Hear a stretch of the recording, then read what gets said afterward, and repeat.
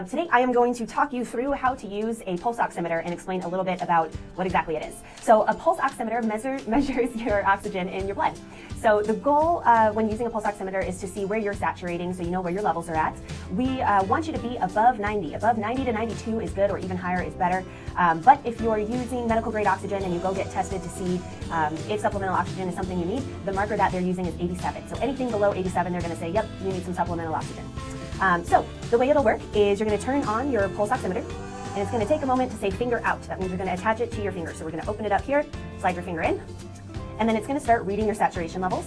So something to know, if your fingers are really cold or if you have thick nail polish or artificial nails, the pulse oximeter may not work for you, but fun fact, you can actually attach it to your toe or even your nose, but we'll use the finger for today. So right now you can see that I'm at a 97 for my oxygen saturation. That's good, that's above 90. This particular device also measures your heart rate, so you can see that number right there as well.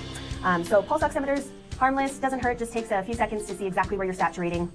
Another good thing to know about a pulse oximeter, and another good reason to have it, is if you've got an oxygen concentrator, particularly a portable one that does the pulse flow, and you're not sure exactly what setting is right for you, if you take the pulse oximeter and take your oxygen saturation without any oxygen, see where it reads, then turn on your portable oxygen machine and try it out, let's say at a level of 2, you can see if that saturation is working or not by the number right here. We want it to be above that 90.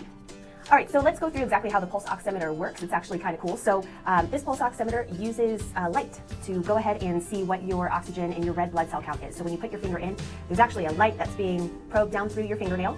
And so if you were able to look in there, you'd see a little red light, and it is able to sense how much oxygen is in your red blood cell count, and that's how these things work. So if you are on supplemental oxygen, a reason why you might want to have one of these around, again, is just to test your oxygen saturation. So if you've exerted yourself, let's say you walked up a flight of stairs and you're feeling out of breath and you're not exactly sure where you're saturating, or if you should bump up your machine a setting higher or not, you can just put that on your finger, wait a moment, see where you're saturating. If it's below that 90%, we would recommend just turning that setting on your concentrator or tank up a notch, so that way you can saturate above 90 until your heart rate comes back down again. Okay, everyone, that's everything from me today. I hope you found this video helpful, and we'll see you soon.